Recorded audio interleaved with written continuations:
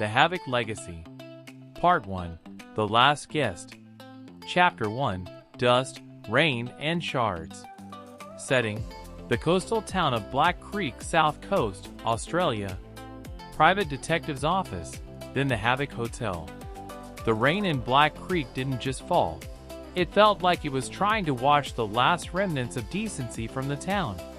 It drummed against the single window of my office on Main Street, where I, Ray Cortes, a 40-year-old cynic with a bruised past and a perpetually empty wallet, was trying to stay awake. A former cop turned private detective, I had long understood that people lie, documents disappear, and justice is just a price tag most people can't afford. The knock came at 2 in the afternoon, shattering a silence that usually lasted for weeks here. Standing at the doorway was a lady who radiated more money than my entire annual income. Yvonne Crawley, widow of a local magnate, was draped in black silk, and diamonds sparkled on her fingers. But her eyes held not sadness, but a cold, steely resolve. "Mr. Cortes, I hear you don't ask unnecessary questions, and you have a knack for finding what doesn't want to be found." Her voice was low and dry. "Depends on the price, madam. My questions get more expensive in proportion to their inconvenience." She tossed a photograph onto my cluttered desk. It was a vase. Something ancient, Chinese, with a deep blue pattern. It looked like it held the secrets of an entire dynasty. "It's a Ming dynasty vase. It belonged to my late husband, and before him, his mother. It was stolen from our private safe at the Havoc Hotel." She named a figure that made me nearly choke on my cold coffee. "Find it. Discreetly. The police must not know." The Havoc Hotel, I raised an eyebrow. The name was telling. Built in the roaring 20s, the hotel had witnessed dozens of scandals, corrupt deals, and, allegedly, several unsolved murders.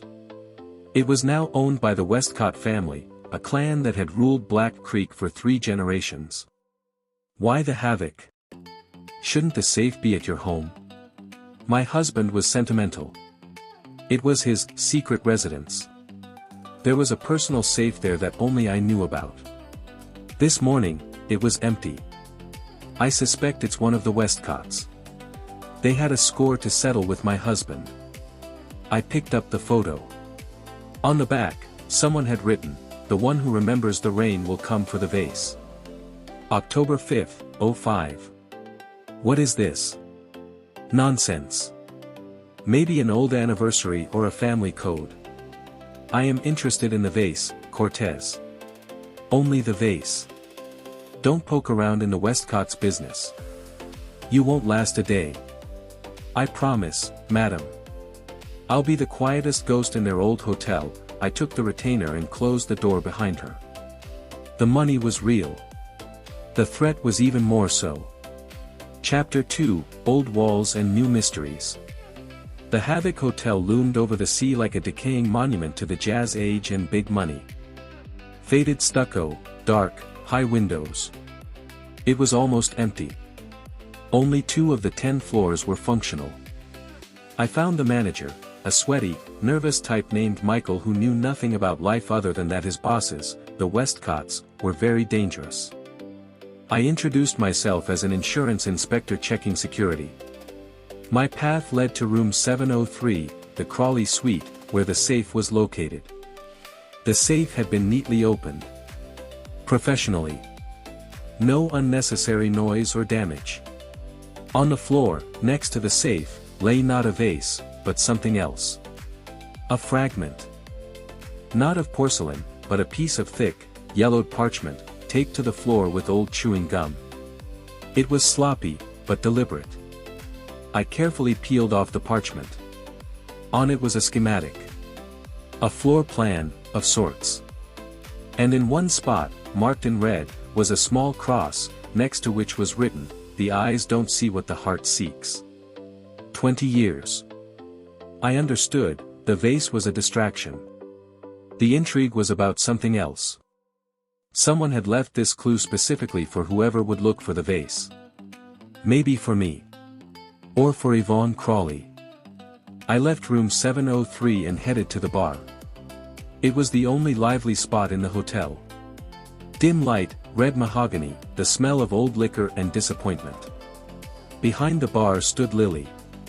She looked about 30, but carried the weight of the hotel's entire history. Tired eyes, sharp cheekbones, and dark circles that couldn't be hidden. "What does our inspector desire?" Her voice was deep and mocking. "Whiskey. And a little truth about the Havoc." I slid her my empty glass. "We only serve whiskey here. Truth is very expensive, and our boss, Mr. Westcott Jr., doesn't like it being tossed around." "I'm looking for a vase, Lilly. Chinese, valuable. Missing from 703. She wiped the counter with a slow, bored motion. "Safes get robbed at the Havoc more often than umbrellas. Vases, diamonds, hearts. There'll be a new story tomorrow." "How long have you worked here?" "All my life. My father was the doorman here. My mother, the maid. I know these walls. And they know me. They keep secrets, Mr. Inspector." I showed her the note I found on the floor. "The one who remembers the rain will come for the vase. October 5th, 05. Lilly went pale. She snatched the note, and for the first time, I saw not weariness in her, but panic. "Where did you find this?" "Next to the safe." "Do you know what it is?" She crumpled the parchment. "Nothing. It's just nonsense. Go, mister. There are no vases here. Go home." I realized, she not only knew something. She was protecting someone. Possibly the thief. Chapter 3, The Westcott's Shadow and Memories of the Past. The next morning, I decided to check the date, May 10, 2005. What happened on that day in Black Creek?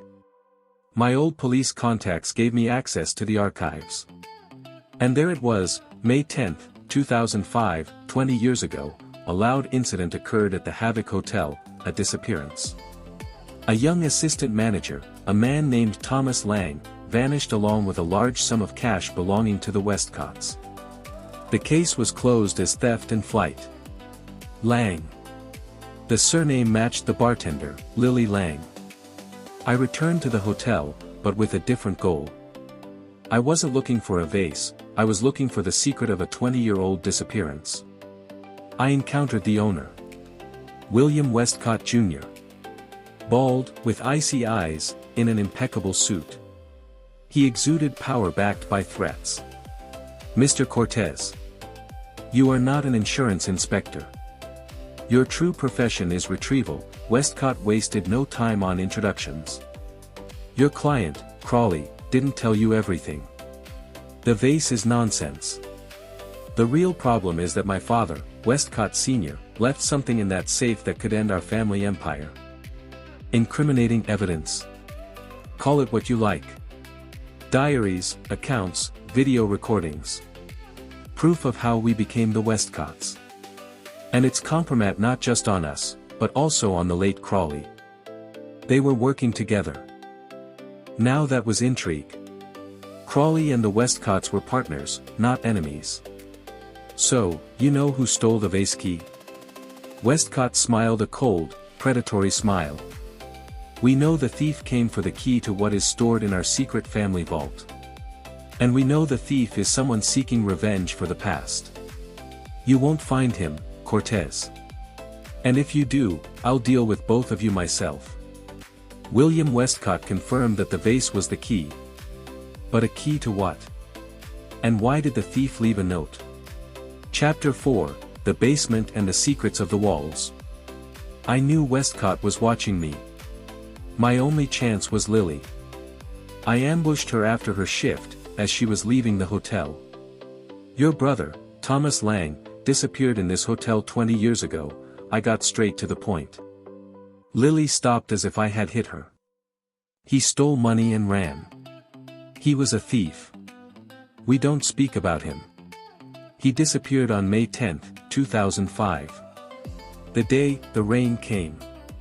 Your mother worked here. You work here. And you're lying. Someone who remembers Thomas stole the key. Who is it?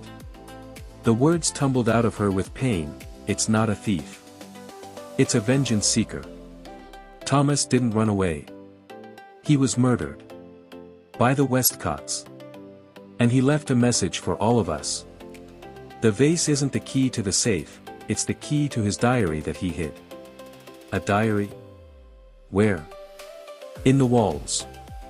He was obsessed with the legends of the Havoc. They say the hotel was built with secret passages for smugglers. He hid his diary in a cache, and the vase was a landmark. But the vase was just sitting in the safe that was near the cache. The thief mixed it up. He thought the vase was the diary. The investigation abruptly changed course. Thomas Lang's diary, that was the real target. I showed her the schematic clue found on the floor. Lilly pointed to the red mark. That's the basement. The old laundry room. There's a spot where the light hits an angle that never changes, even at night. Thomas called it the eye dot. We descended into the dirty, mildew-smelling basement. The old laundry room was a labyrinth of pipes and rusted machinery. We found the eye, a narrow opening through which a faint beam of light from the street pierced, illuminating a small section of the wall. Alex leaned the parchment against the wall. The drawing on the parchment matched the cracks in the stucco. Help me, Lilly picked up a rusty crowbar. Chapter 5, The Diary and the Discovery. After 10 minutes of heavy work, the stucco gave way. Behind it, we discovered a small hiding place. Inside was not a vase, but a worn, leather diary. Lilly opened it with trembling hands. It was Thomas Lang's journal. The first lines confirmed her worst fears. Thomas had discovered that the Westcotts and the Crawleys used the hotel for money laundering, as well as for illegal antique trafficking, including the very vase, which they had sold and then stolen for an insurance claim. On May 10, 2005, he was going to the police, but Westcott Sr. caught him. Thomas was murdered in the basement and bricked into the wall. There it is, Lilly whispered, clutching the diary to her chest. The truth. Justice for Thomas. Just then, we heard footsteps. Heavy, measured, approaching. Mr. Cortes. I knew you couldn't resist someone else's secrets, came the cold voice of William Westcott Jr. He stood at the entrance to the laundry room, holding a thick, old sawed-off shotgun. You killed him, Lilly was ready to lunge at him. My father did. And I merely inherited the business.